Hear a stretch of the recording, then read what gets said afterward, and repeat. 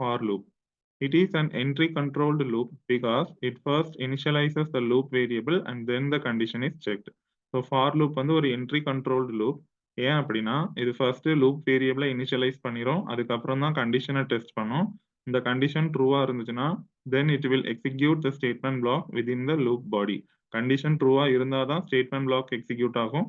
Condition ஃபால்ஸா இருந்துச்சுன்னா statement block வந்து ஸ்கிப் பண்ணிரும். After it increments or decrements the value of the loop variable for repetition. So இப்போ டெஸ்ட் கண்டிஷனை செக் பண்ணி பாடி ஆஃப் த லூப்பை எக்ஸிக்யூட் பண்ணதுக்கு அப்புறமா தான் லூப் கவுண்டர் வேரியபிளை இன்க்ரிமெண்டோ டிக்ரிமெண்டோ பண்ணும் ஃபார் ரெப்படிஷன்ஸ்.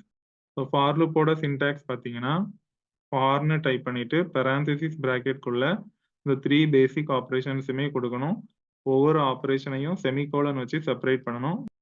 ஃபர்ஸ்ட் ஸ்டெப் பார்த்தீங்கன்னா இனிஷியலைஸ் கவுண்டர். ஸோ இந்த லூப் வந்து ரிப்பீட் ஆகிறதுக்காக ஒரு கவுண்டர் வேரியபிளை இனிஷியலைஸ் பண்ணிக்கணும், அதுதான் இனிஷியலைஸ் கவுண்டர்.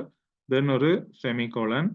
நெக்ஸ்ட் பார்த்தீங்கன்னா டெஸ்ட் கண்டிஷன். இந்த கண்டிஷனை தான் நம்ம இவாலுவேட் பண்ணணும். Based on this condition body of loop வந்து எக்ஸிக்யூட் ஆகும். தென் ஒரு செமிகோலன். அதுக்கப்புறம் ரிப்பீட் பண்றதுக்கு ரெப்பிட்டிஷனுக்காக அந்த கவுண்டர் வேரியபிளை இன்க்ரிமெண்ட் ஆர் டிக்ரிமெண்ட் பெர்ஃபார்ம் பண்ணணும்.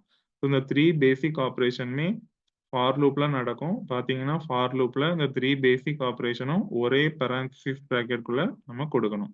தென் ஃபார் லூப்பை ஓபன் பண்றதுக்கு ஒரு left curly brace. Then next பாத்தீங்கன்னா body of the loop or statement block. அதை முடிச்சுட்டு ஃபார் லூப்பை க்ளோஸ் பண்றதுக்கு ஒரு ரைட் கர்லி பிரேஸ். இதுதான் ஃபார் லூப்போட சின்டாக்ஸ். ஃபார் லூப்ல பாத்தீங்கன்னா ஃபர்ஸ்ட் ஒரு லூப் கவுண்டர் வேரியபிளை இனிஷியலைஸ் பண்ணணும். தென் டெஸ்ட் கண்டிஷனை இவாலுவேட் பண்ணணும். கண்டிஷன் ட்ரூவா இருந்துச்சுன்னா ஸ்டேட்மெண்ட் பிளாக் எக்ஸிக்யூட் ஆகும். கண்டிஷன் ஃபால்ஸா இருந்துச்சுன்னா ஸ்டேட்மெண்ட் பிளாக்கை ஸ்கிப் பண்ணிரும். ஸோ கண்ட்ரோல் வந்து passes to the first statement after the loop. Loop பிளாக்கை விட்டே வெளியே வந்துட்டு அதுக்கு அப்புறமா இருக்கிற ஃபர்ஸ்ட் ஸ்டேட்மெண்ட்டுக்கு இப்போ கண்ட்ரோல் பாஸ் ஆயிரும். தென் ரிப்பெட்டிஷனுக்காக அந்த லூப் கவுண்டர் வேரியபிளை இன்க்ரிமெண்டோ டிக்ரிமெண்டோ பெர்ஃபார்ம் பண்ணணும். இதுதான் ஃபார் லூப்போட ஆப்ரேஷன்ஸ்.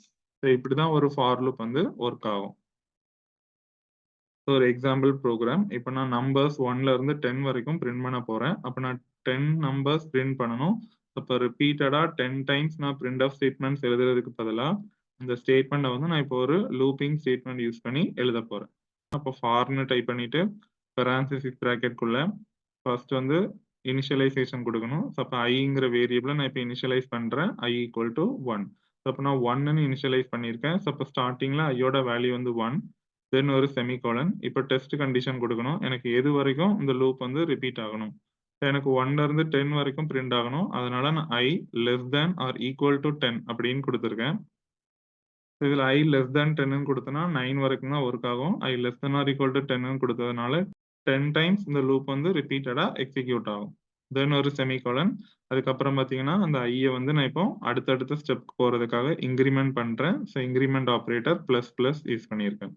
இதை பத்தி நம்ம டைப்ஸ் ஆஃப் ஆப்ரேட்டர்ல படிச்சிருக்கோம், இன்க்ரிமெண்ட் டிக்ரிமெண்ட் ஆப்ரேட்டர் பத்தி.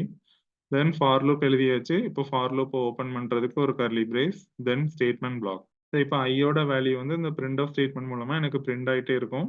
தென் ஃபார் லூப்பை க்ளோஸ் பண்ணிட்டேன். இப்போ மெயின் ஃபங்க்ஷனையும் க்ளோஸ் பண்ணிக்கிறேன். எனக்கு அவுட்புட்ல 1ல இருந்து 10 வரைக்கும் பிரிண்ட் ஆகும். இப்படி சில டாஸ்க் வந்து நம்ம ரிப்பீட்டடா பெர்ஃபார்ம் பண்ணணும் அப்படின்னா லூப்பிங் ஸ்டேட்மெண்ட்ஸ் வந்து யூஸ் பண்ணிக்கலாம்.